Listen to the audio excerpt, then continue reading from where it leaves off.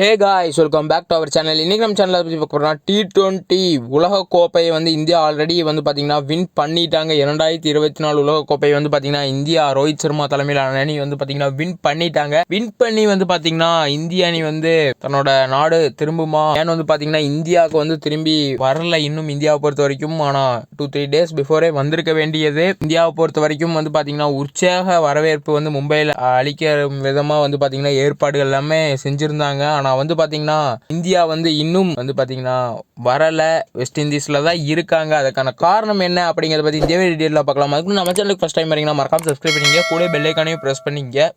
T20 world cup 2024 பார்த்தீங்கன்னா June 2 பார்த்தீங்கன்னா start பண்ணிட்டாங்க. ஜூன் 29 இறுதிப் போட்டி இந்தியா வெர்சஸ் சவுத் ஆப்பிரிக்கா மோதினாங்க. இந்தியா பார்த்தீங்கன்னா இந்தியா கப்பையும் லிஃப்ட் பண்ணிட்டாங்க. அடுத்ததான் பார்த்தீங்கன்னா இந்தியா பொறுத்த வரைக்கும் கப் லிஃப்ட் பண்ண அடுத்த நாளே பார்த்தீங்கன்னா இந்தியாவுக்கு திரும்ப வேண்டிய நிலை இருந்தது. வெஸ்ட் இண்டீஸ்லேருந்து இந்தியாவுக்கு வருவாங்க எப்பயுமே. ஆனால் பார்த்தீங்கன்னா இந்த தடவை பார்த்தீங்கன்னா வெஸ்ட் இண்டீஸில் பொறுத்த வரைக்கும் அவங்க இருக்க பிளேஸில் புயலுக்கான எச்சரிக்கை விடுக்கப்பட்டிருக்காங்க. அதனால ஃப்ளைட்ஸ் எல்லாமே பார்த்தீங்கன்னா கேன்சல் பண்ணியிருக்காங்க. அதனால பார்த்தீங்கன்னா இந்தியாவை பொறுத்த வரைக்கும் தன்னோட நாட்டுக்கு திரும்ப முடியல. இந்தியா டீமை பொறுத்த வரைக்கும் இந்தியாவுக்கு திரும்ப முடியல. அதனால பார்த்தீங்கன்னா கப்பை லிஃப்ட் பண்ண சந்தோஷத்தோட பார்த்தீங்கன்னா விராட் கோலியும் ஓய்வை அறிவித்தார். ரோஹித் சர்மா மற்றும் ஜடேஜா இதே இந்திய ரசிகர்களுக்கு ஒரு மிகப்பெரிய தாக்கத்தை ஏற்படுத்துச்சு. அதே போல பார்த்தீங்கன்னா இன்னும் இந்தியாவுக்கு திரும்பல அணி கூடிய விரைவில் பார்த்தீங்கன்னா திரும்புவாங்க ஒரு நாளில்.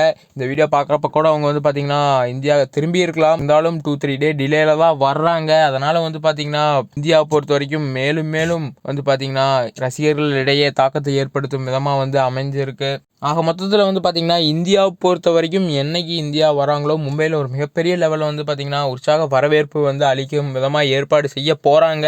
என்ன நடக்க போகுது அப்படிங்கிறது எல்லாமே நம்ம பொறுத்திருந்து பார்க்கலாம். அது வரைக்கும் ஸ்டே டியூன்டு கைஸ்.